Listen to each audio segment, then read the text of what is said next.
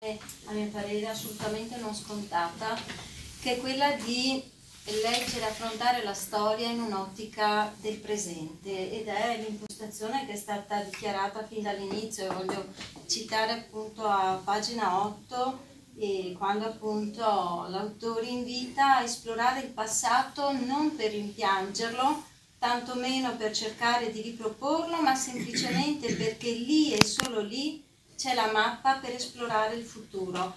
Infatti il libro è particolarmente avvincente perché da tutta una serie di aspetti del passato ogni volta lancia lo spunto per analizzare il futuro, e ci sono dei fili conduttori ben precisi che lo attraversano. Uno me l'ha già anticipato e che è proprio messo all'inizio, che è proprio il tema dell'accoglienza.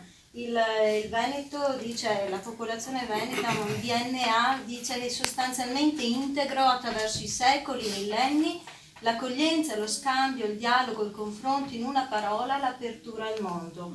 E questa tematica viene riproposta più volte perché parla di un Adriatico che come una pianura, un incrocio, un luogo che colma le distanze, che accoglie, ed è appunto questo aspetto che ha reso, è evidente dal libro, ha reso la ricchezza del Veneto, quella che è non solo del Veneto ma della stessa Venezia, con tutti i suoi popoli, gli slavi, gli armeni, i greci. E poi l'altro, sempre legato allo stesso tema, è stato perché c'entra, non è solo una terra di immigrazione ma anche una terra di terribile migrazione, perché uno dei capitoli più sconvolgenti secondo me è il capitolo 15, dove parla dell'emigrazione dei Veneti. Ecco, leggere quelle pagine e alcuni punti sembra di leggere proprio l'emigrazione che viene fatta adesso da certe zone del mondo. Quindi i veneti che hanno subito un'emigrazione anche delle condizioni servili, quasi schiavili, perché erano addirittura imprigionati. La domanda che volevo fare: c'è ancora questo spirito di accoglienza nella nostra terra? È andato perso questa percezione, questa consapevolezza che l'incrocio fra culture è arricchente? Esiste ancora in questo nostro Veneto? Allora, per rispondere non devo farmi del male, nel senso che la premessa è questa: cercate di passare le vostre giornate leggendo i giornali il meno possibile, guardando la televisione il meno possibile, per un motivo molto semplice, che quello che vi raccontiamo, ecco perché mi faccio del male, non è falso, però è un piccolo scampolo di realtà spacciata per l'intera realtà. Cioè fa notizia in gesto eclatante, in particolare oggi, no? Bisogna gridare, no? Si è perso il valore della quotidianità, la bellezza della quotidianità, no? Pur di apparire si fa qualsiasi cosa, anche la più deleteria. E quindi sotto questo aspetto non c'è alcun dubbio che noi abbiamo un'immagine tra le più basse in Italia, cioè siamo proprio la terra che respinge. Questo anche perché voglio avere almeno delle persone con cui condividere il reato, anche per colpa ovviamente della politica, cioè politici e giornalisti sono oggi il virus che c'è in questo modo che è molto aggressivo. Pensate alla violenza del linguaggio, a me colpisce tantissimo, no? Pensate ai blog, ma pensate anche allo stesso linguaggio sportivo, ascoltate la narrazione di una partita di calcio, ci sono dei termini militari proprio, no? Pensate al paradosso che è il meteo, no? E quando eravamo ragazzi, noi il meteo era una cosettina in fondo ai giornali radio, no? Una rubrichetta, adesso sono i siti più visti, no? E una volta domani piove, poi c'è parola ombreo, impermeabile, no? Adesso è allerta della protezione civile, poi si allerta, no? Con i giornali che fanno il grande scoop, no? Per cui il 3 agosto troverete il titolo da pagina: è caldo, no? E la cosa peggiore è il coinvolgimento dei sedicenti esperti a rinforzo di questo, per cui sempre il 3 agosto leggerete, quindi indossate tessuti leggeri, vedete in testa, non uscite di casa il 2, allora mi dico, se il 3 agosto che se uno che va fuori da casa alle 2 col Moncler e si apre la baretta sarà anche a casa sua, cioè voglio dire, c'è anche un progetto no, della selezione. Ecco, però questo, perché guardate che l'effetto perverso di questa narrazione spalmata su tutto è di indurci uno stato d'ansia. Siamo ansiosi. Non siamo mai stati bene come oggi in realtà, no? Perché basta vedere neanche per la storia qui degli immigrati. Eppure siamo scontenti. Ma per forza, ti viene un'angoscia, non so, vado fuori, mi casca qualcosa in testa come minimo. Ecco, però io vi dico una cosa, che proprio grazie al lavoro che ho fatto, qualcuno mi suggerisce di chiamarlo attività, non lavoro, perché con il vecchio motto di Missiroli fare il giornalista è sempre meglio che lavorare, no? Ho avuto il piacere, la fortuna di conoscere un'infinità di persone che smentiscono la cronaca, che però non arriveranno mai in televisione o sui giornali. Ma vi faccio un paradosso: Vicenza e Treviso sono le due province più leghiste del Veneto. Per dichiarazione della Caritas sono le due province più accoglienti del Veneto. Perché io vi assicuro che ho trovato tanta gente, anche amministratori leghisti oppure elettori leghisti, che al di là delle rodomontate di quei 10 che parlano sempre loro, hanno un atteggiamento diverso. Ed è questo, cioè questo DNA di accoglienza è rimasto. Ed è rimasto per tanti motivi, io ne cito solo due molto sinteticamente. Uno è proprio la memoria di quando eravamo noi ad emigrare, perché qui sono andate via in poco tempo 2 milioni di persone perché qui morivano di fame. I rapporti consolari dell'epoca dicono che il lavoratore veneto è buono, mite, obbediente, non pianta grane, eccetera, eccetera. No? Però siamo andati, pochi hanno fatto fortuna, ma la maggior parte, io riporto alcuni brani di lettere angoscianti, che si pentono, che implorano di tornare indietro, no? Quindi era una terra di miseria totale. Allora c'è la memoria, perché non è passato tanto tempo nei conti, no? E c'è questa memoria dentro, di quando noi eravamo emigrati e siamo andati a cercare la sopravvivenza in qualsiasi parte del mondo. E l'altro è la Grande Guerra. Io insisto molto su questo. Tanto una riflessione che condivido con voi. Abbiamo fatto migliaia di guerre a questo mondo. Solo questa è chiamata Grande Guerra scritta con la maiuscola. Il motivo c'è, ormai se volete ne parliamo, fondamentalmente è stata la prima guerra tecnologica e devastante della storia, ma attenzione, è stata combattuta interamente qui, per quanto riguarda l'Italia, no? E allora quello che noi oggi vediamo lontano in Siria, per dire, i nostri nonni l'hanno vissuto qua, loro sulla loro pelle, e 30 anni dopo avevano di nuovo una seconda guerra mondiale. Voi non avete idea di come era ridotto questo territorio nel 19. C'è una relazione bellissima nel quarto dei brani di Silvio Trentin, che era parlamentare. E allora lì a me ha colpito questo soprattutto, la capacità di ricostruire. E allora andando indietro ho detto, ma quante guerre qua, ne c'erano solo alcune, ma questa terra è stata attraversata da ondate continue. Pensate nei secoli bui i barbari, le calate dei barbari, cosa lasciavano dietro, no?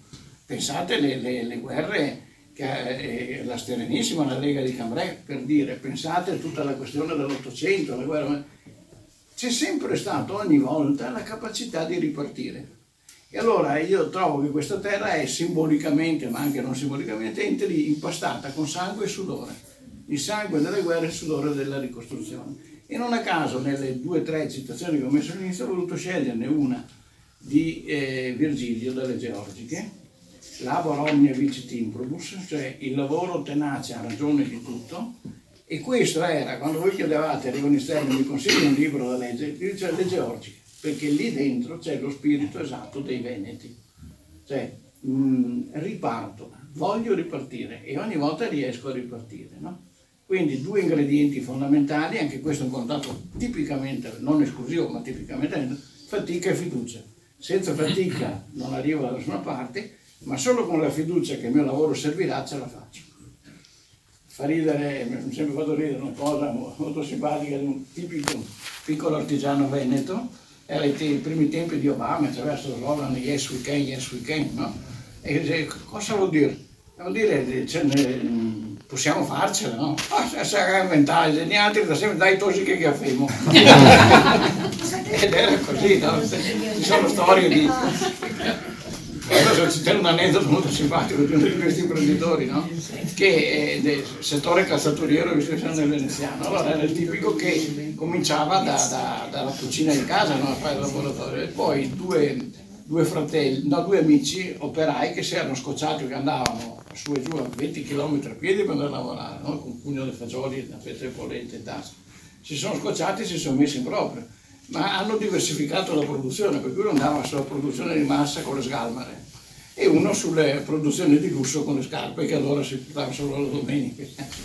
E quindi hanno dato vita a questo. Allora uno di questi alle 6, 6 e mezzo di mattina era già giù, cominciava a lavorare, poi sulle 7 e mezzo la moglie gli portava quello che oggi si chiama cappuccino, ma che era caffè d'orzo e latte, e lui dice: ciao Veccia, ghetto su piano, perché non mi ha tempo da perdere?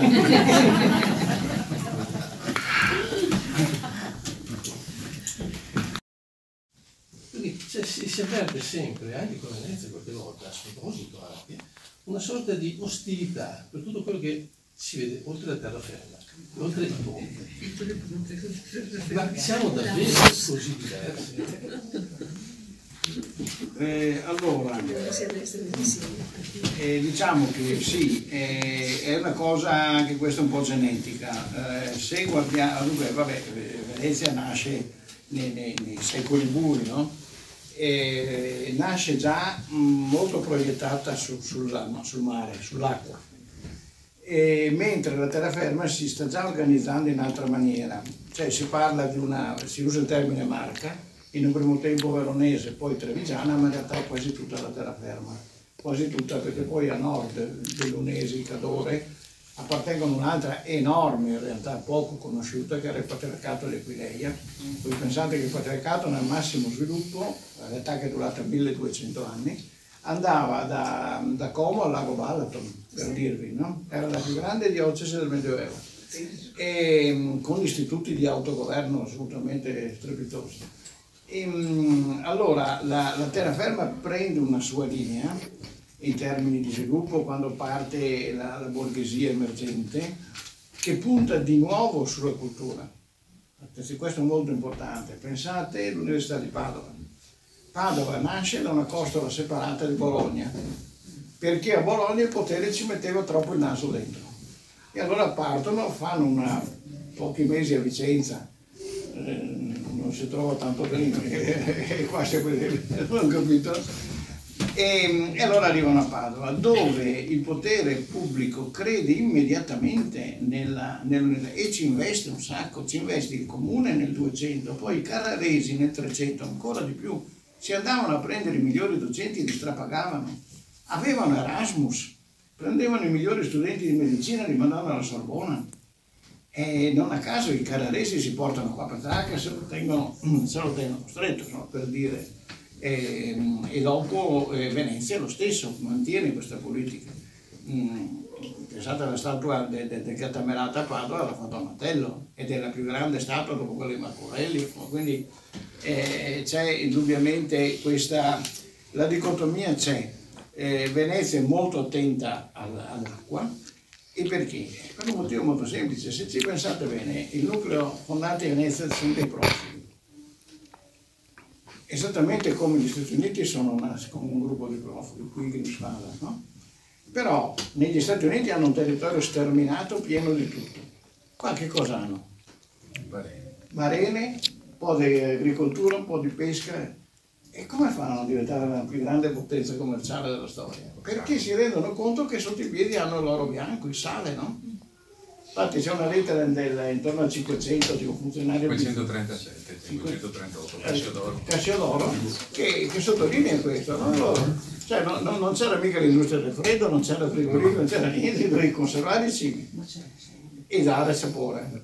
E allora un po' alla volta cominciano a scendere lungo l'Adriatico e poi nel Mediterraneo, avranno la fortuna, tra virgolette, che nel 600-700 nasce l'Islam, che ha una spinta espansiva molto forte. Dall'inizio ha bisogno di navi, allora cominciano a commerciare con Venezia si prende le spezie, ricercatissime. Sentivo poche sere fa una trasmissione molto interessante, uno studioso diceva che pochi grammi di zafferano si pagavano la paga di 2 giornate di un operaio. Quindi capite? Ecco, e nasce questa cosa. Poi Venezia, dopo la scoperta dell'America, non vi dico cose che già sapete, ma comunque si sposta sulla terraferma. Ma anche qui rimane, dunque, tenete presente che Venezia, praticamente tutte le realtà di terraferma fanno la dedizione. L'unica che si oppone fino all'ultimo è Padova, no? I Carraresi. Infatti c'è poi quel passaggio quando l'ultimo dei Carraresi con 2 figli è prigioniero a Venezia, che si discute se lui verrà ucciso, ma i figli, qualcuno dice mandiamoli in esilio, invece uno dice uomo morto non fa guerra. E vengono uccisi, no? E poi ci sarà la Damanazia memoria, verranno per andare a distruggere le tombe dei 2 Carraresi, dei marito e moglie. Vabbè, c'è una cosa, che è vero che Venezia mantiene gli statuti e gli istituti di autonomia. Pensate alla Toccana di Asiago, la magnifica reggenza dei 7 comuni, nasce nel 1000, spettabile, magnifica la Val di Fiemme, sì. La spettabile reggenza che è del 300, no? E Venezia lo mantiene, così mantiene a Padova gli statuti, garantisce la libertà accademica, anzi fa investimenti, l'orto botanico, il teatro anatomico, eccetera, però tiene marginato il notabilato di terra. Cioè, c'è un accentramento, ed è un accentramento sempre molto, molto chiuso, no? Cioè il patriziato è un gruppo chiuso, il titolo viene messo in vendita solo dal 700 per esigenze economiche, e quindi impedisce il sorgere di un ceto, di una classe dirigente, non solo politica, di una classe dirigente autosufficiente, autonoma. C'è una fortissima delega alla Chiesa, anche lì delle costanti che troveremo fino a pochi decenni fa, e quindi questo conflitto sotto traccia io lo trovo e si mantiene sempre sostanzialmente. Dopo però bisogna dire che l'ombrello di Venezia è stato un toccasana, cioè per l'enorme laicità. Ecco, non so se questo magari facete un'altra domanda, ne parliamo dopo, della laicità di Venezia. C'era? Allora dopo ne parliamo perché è un esempio insuperato. Allora, Venezia è religiosissima, no? Un sacco di chiese, i riti e le funzioni doge principali, il doge c'era, tutto quanto, ma laica, è riassunto in un motto, insomma, che riporto qua, che cui i veneziani credono molto in Dio, parecchio in San Marco, niente nel Papa. E lo dimostrano. Voi pensate, a parte venendo qua siamo passati sotto la statua di Paolo Sarpi, capite? Venezia che contro la Chiesa si affida a un prete, a un frate, no? Ma poi anche quando il papato colpiva, e questo diciamo prima, non con la scomunica ma con l'interditto, che voleva dire che non si potevano celebrare funzioni religiose, e quindi la gente non poteva andare a messa, non poteva i funerali, i matrimoni. Ma a Venezia le chiese se ne sbattono totalmente e le chiese continuano a funzionare. Ma c'è un episodio ancora più bello che racconta il vice Zorzi, ed è Papa Giulio II, no? Quindi un personaggio molto collerico, probabilmente era lo sponsor del Malox, penso che sapeva qualcosa Michelangelo. Allora un giorno convoca l'ambasciatore di Venezia, che è Giorgio Dolfin, e gli fa un cazzerdone, dica ai suoi che la smettano, altrimenti vi ritroverò a essere un'isoletta di pescatori come eravate all'inizio. Lui senza scomporsi, santità, saremo che ridurremo un curateo de campagna in veneziano, che era la lingua veneziana, ed vi dà la misura. Ma pensate solo che San Marco non è mai stata fino a Napoleone la cattedrale era San Pietro a Castello, no? Era la cappella dove. La cappella dove. Allora, di questi esempi ce ne sono a bizzeffe, e pensate solo al caso del ghetto. Nel periodo storico in cui tutte le grandi potenze cacciano via gli ebrei, hanno bisogno di soldi, li requisiscono i beni ma li consumano, hanno finito. Venezia li tiene. Dopo c'è quel compromesso del ghetto che non è mai stato un ghetto nel senso che attribuiamo noi, è bellissima la storia della convivenza ebraica tra ebrei e cristiani, però è una cosa molto significativa, perché lo stesso criterio che la Serenissima applicava agli ebrei la garantiva a tutte le religioni. Venezia è una città plurale in assoluto, con gli ebrei in particolare, poi, perché quando ci sono i predicatori che sulla spinta di Bernardino da Feltre vanno in giro a tuonare contro gli ebrei, anche dei pegni eccetera, addirittura qualcuno dice andiamo a bruciarli, e il giorno dopo il Senato gli molla un'ordinanza che la piantina immediatamente, no? Ancora ci sono 2 o 3 episodi di requisizione dei testi, no? E del robo dei libri, e allora arriva quest'ordine in cui tutti si uniformano e Venezia risponde al papato e loro va bene, non c'è nessun problema, comprate i libri, portateli qua e noi li bruciamo. E poi l'inquisizione, la parte viene affiancata dai savi all'eresia che temperano le sentenze. Allora questo è un segno di laicità, perché per Venezia il pubblico prevale sul privato, l'istituzione è centrale, tant'è che si è arrivati a tagliare la testa al doge, giusto per fare un esempio. Questo è un lascito che dovremmo veramente rivisitare, imparare molto di più, perché c'era anche l'interesse, certamente, cioè convivere mi è più conveniente. Spendo tanti di quei soldi a fare guerre con gli altri, la maggior parte delle quali non risolve i problemi ma li rinforza, che mi conviene la convivenza, però è anche un atteggiamento di nuovo culturale. Ecco, perché pensate al rapporto Venezia e libri, di nuovo Manuzio viene da fuori, non è veneziano, ma è qua che diventa Manuzio, e tutto il mercato e la stagione di Bari a Venezia è diversa. Venezia viene fatta stampata la prima Bibbia in arabo, è stata trovata anche il Corano. Il Corano, scusa, non la Bibbia, il Corano è stato trovato di recente, no? E poi c'era questo qua, per esempio, l'Università di Padova era l'unica dove gli ebrei erano studenti come tutti gli altri, studiavano soprattutto medicina, no?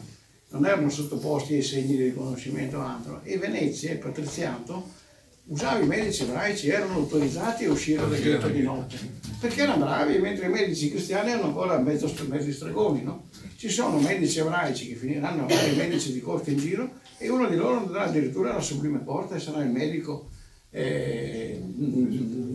ufficiale, no, di Aistra. Ecco, per dire questo, e poi ecco, pensate soltanto alla stagione culturale di Venezia, cosa investe Venezia nella cultura e che cosa la cultura di Venezia ha dato al mondo. Sì, era uno degli aspetti che aveva colpito entrambi. Quando ci siamo confrontati, proprio questa attenzione alla cultura, il capitolo 6 è uno dei più belli, perché proprio sottolinea la cultura come momento di aggregazione, una cultura nel passato che univa e non divideva e soprattutto che attirava, mentre invece adesso abbiamo molta fuga all'estero, ed era una cultura che diventava portante per la stessa città, per lo stesso vivere, insomma. Sarebbe, ci ragionavamo sopra, interessante e utile che fosse ancora così, perché almeno la nostra città, quantomeno Venezia, questo ruolo lo sta forse un po' dimenticando, ecco. E poi la cultura può essere un antidoto? Sì, perché ci ha già risposto di fatto. Dunque, lo è se ci si crede, se la si usa in modo strumentale è perfino peggio che non praticarla, perché la cultura è soprattutto intelligenza, è capire le costanti di un disegno comune contro ciò che divide. Quello è quello che unisce, no? E guardate che qui è stata fatta veramente una semina enorme, abbiamo avuto personaggi di grandissimo profilo in tutti i campi della storia, Vi faccio un esempio che giusto che non potrei fare mille, ma Vesaglia è un fiammingolo, arriva a studiare all'Università di Padova e si laurea a 22 anni, l'anno dopo è in cattedra. È in cattedra e rivoluziona la storia della medicina. Vesaglia, Marsilio da Padova, Marsilio teorizza la laicità dello Stato, è una cosa con Ludovico il Bavaro. È una cosa che se leggete Marsilio oggi c'è da andare solo a imparare da questo, no? Figure in campo scientifico, in campo umanistico, in tutti i campi. Ed è un terreno fertile perché produce, fino ad oggi di fatto lo possiamo dire, adesso con un collega ed amico Sergio Frigo tempo fa abbiamo curato un'antologia degli scrittori veneti dall'Unità d'Italia ad oggi. E noi siamo rimasti, vi assicuro, sorpresi, abbiamo fatto un volume per ogni provincia, siamo rimasti sorpresi dalla ricchezza della proliferazione di nomi importantissimi in Polesine. La piccola Vicenza ha avuto un'esplosione di nomi, Rigone Esterno, Paride, Fogazzaro, cioè sono cose incredibili, vuol dire che c'era questa sensibilità e che si è poi tramandata. Ma una cultura anche molto pragmatica, no? Il famoso ministro Segura che ha detto che con la cultura non si mangia, no? Cioè invece questa ha dato la dimostrazione che si mangia come, perché era tutto un indotto che si trascinava. Pensate, il laboratorio del pittore che cos'è anche in termini di quello che ti fornisce i pigmenti, le cose, no? Gli scambi, i contatti, ed è anche quella ironia, quella capacità veneta di non andare mai allo sconto, ma di trovare sempre la maniera per arrivare comunque a casa. Allora vi cito una cosa molto bella che ha scritto Neri Pozza, e Neri Pozza ha trovato un processo fatto a Paolo a Veronese, no? A Paolo Cariani. L'ho un po' romanzato, però è partito sui verbali proprio del processo. Allora lui fa questo affresco nella chiesa di non mi ricordo, San Giorgio, quello c'era stato un incendio, no? E il refettorio allora lo incarica, si ritrova di fronte a questa parete enorme, bianca, come si fa quest'ultima cena? Viene convocato dall'inquisitore, no? Che gli fa un cazziatore mostruoso, voi avete voluto prendere per dire al nostro Signore, avete dipinto nani, buffoni, cani. No, ma noi altri pittori allora gli spiegano, noi vedremo le cose su un'altra maniera, ma insomma non c'è verso, gli dà 3 mesi di tempo per ritoccare il quadro, se no barbecue pure. Allora c'è la scena di lui che torna in convento, no? E in questo refettorio, scritta nel Re della Miserere, la vedo, l'ambiente enorme, con questi frati intorno muti, questo veronese che non poteva tirare fuori per ragioni di ufficio, ma qualcosa dentro non c'è, ma un besciato, che cosa faccio, dove sei che metto le mani? Perché il priore è Cagliari. E il reverendo inquisidore, quindi è stata molta differenza, ed è un bergamasco, un eremita. Ed è un fierigido, una soddisfazione bisogna dargli a cambiare qua. E cosa cambia? Cambiare il titolo. E infatti diventa cena in casa di Levi Matteo. Questo è un esempio di scuola, veramente, di come la cultura è fondamentalmente pace e convivenza. La cultura non è mai conflitto, mai. È confronto e contrasto di idee, ma non è mai conflitto, è sempre rispetto, no? Perché ciascuno è portatore di una sua particella di verità. Ecco, io credo che il Veneto in questo è stato davvero esemplare, e voglio anche dire che prima si parlava di grandi imprenditori dell'Ottocento, avevano anche loro una dimensione attenta alla cultura, investivano molto in cultura, ma investivano anche nel sociale, avevano il loro welfare aziendale. Rossi e Mazzotto avevano le case popolari per gli operai, avevano la scuola, avevano la mensa, facevano Camerini a Padova, a Piazzola, fa questo ufficio sociale, no? E pensate che le casse rurali contro lo strozinaggio che appesantì i contadini nascono in Veneto. La prima cassa laica nasce a Loreggia, ed è il padronato padano per merito di un ebreo. E nei consigli di amministrazione ci sono sempre il parroco, il sindaco, il medico, il farmacista, gli opinion leader non votabili. La prima cassa cattolica nasce pochi anni dopo, questo è un po' straordinario, no? Non nasce per merito di un vescovo o di un sacerdote, non nasce a Venezia, nasce a Gambarare di Mira. Allora io vi invito veramente, una volta andate a Gambarare di Mira, entrate in paese in seconda, che siete in quarta, che attraversa fuori del paese, Don Luigi Cerutti, cappellano, neanche parla. Don Luigi Cerutti ha questa scintilla e esplodono le casse popolari. Le banche popolari nascono qui, Luigi Buffatti, grande veneziano, poi presidente del Consiglio, no? E allora, quando poi pensiamo che sono oggi alcune le banche popolari, Vicenza, Montebelluna, no, voi capite che c'è stato un salto. Dopodiché quando io sento dire queste giustificazioni d'ufficio del potere, della politica, ma era gente romana, a me non pare che Zorin sia un cognome dei Parioli, assolutamente. Ho tirato i Parioli, non sono mica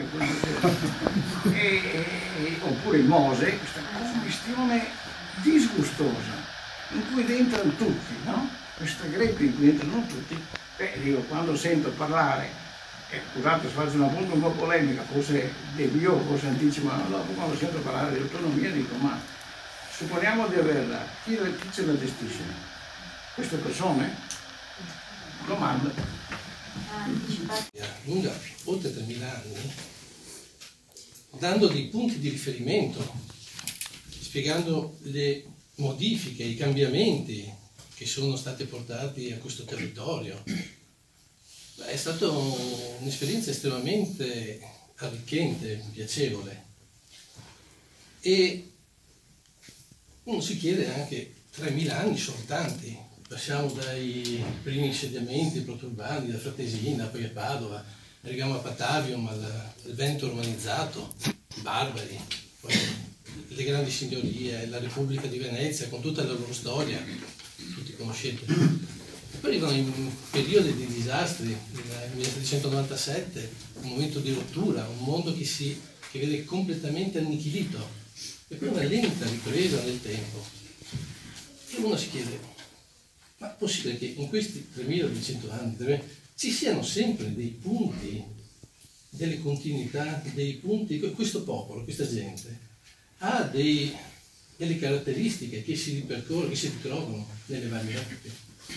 Perché avevamo visto per esempio il caso di Tito Livio accusato di stata vinitas, ma in fondo i Veneti sono stati accusati anche in secoli di essere un po' non proprio eleganti, non proprio come si può dire, sì, un po' marginali forse dal punto di vista anche culturale, eccetera. Però ci sono anche altri aspetti che tornano.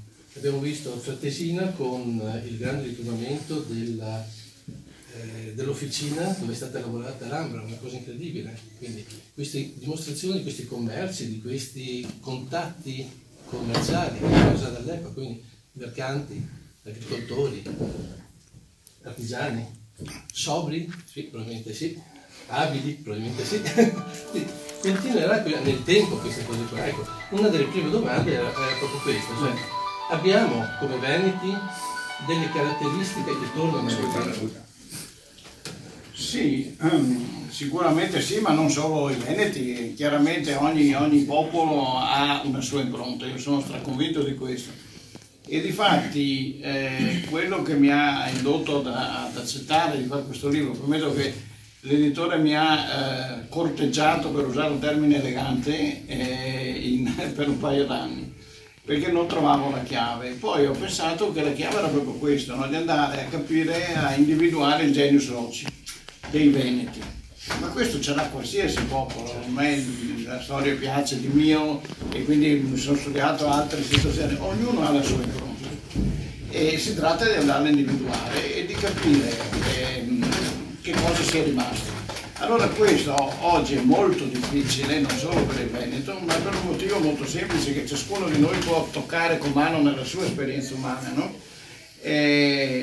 Sostanzialmente gli stili di vita sono rimasti abbastanza omogenei per secoli.